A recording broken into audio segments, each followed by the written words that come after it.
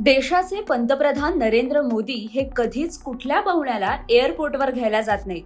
पण सोमवारी मात्र पंतप्रधान नरेंद्र मोदी हे सर्व प्रोटोकॉल बाजूला ठेवून आपल्या मित्राच्या स्वागतासाठी दिल्लीच्या आंतरराष्ट्रीय एअरपोर्टवर पोहोचले.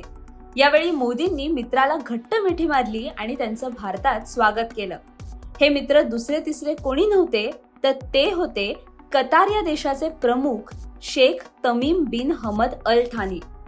थानी हे 2 दिवसीय भारत दौऱ्यावर आलेत. त्यांचा हा दौरा भारत आणि कतार या दोन्ही देशांसाठी महत्त्वपूर्ण मानला जातोय, कारण कतार या देशाशी भारताचे ऐतिहासिक संबंध आहेत. भारताला LNG पुरवठा करण्यात कतारचा हिस्सा मोठा आहे. त्यामुळे मोदी आणि थानी यांच्या बैठकीकडे संपूर्ण जगाचं लक्ष लागलंय.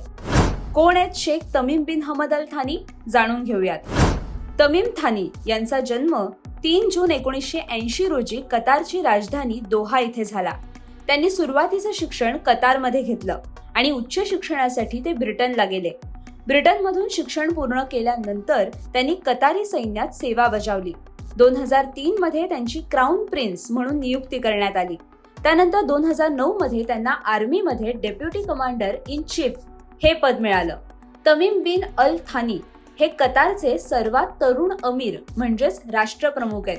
तसंच जगातील सर्वात तरुण राष्ट्रप्रमुखांपैकी ते एक आहेत. वयाच्या 44व्या वर्षीच ते राष्ट्रप्रमुख बनले. त्यांच्या कारकिर्दीत कतारने क्रीडा आणि आंतरराष्ट्रीय स्पर्धांमध्ये महत्त्वाची भूमिका बजावली आहे. थानी कुटुंबाची संपत्ती हा एक जगात चर्चेचा विषय असतो. तमीम थानी जगातील 8व्या क्रमांकाचे श्रीमंत व्यक्ती आहेत. त्यांची एकूण संपत्ती सुमारे $335 म्हणजेच 28 लाख कोटी रुपये एवढी आहे. लंडन आणि जर्मनीमध्ये त्यांची मोठी गुंतवणूक आहे. लक्झरियस लाईफस्टाईलमुळे तमीम थानी हे कायमच चर्चेत असतात. थानी यांची 3 लग्न झाली असून त्यांना 13 मुलं आहेत. कतारची राजधानी दोहा येथील रॉयल पॅलेसमध्ये थानी आपल्या कुटुंबासोबत राहतात. या पॅलेसला 100हून अधिक खोल्या आहेत, तर सुमारे 500 गाड्यांच्या पार्किंगचीही सोय आहे. पॅलेसचा काही भाग हा सोन्याचा आहे. थानी यांची 3000 कोटी रुपयांची नौका आहे, तर एक फुटबॉल क्लब आणि स्वतःची खासगी विमान कंपनी देखील आहे. अल थानी हे कुटुंब कतारवर गेले अनेक पिढ्या राज्य करतंय.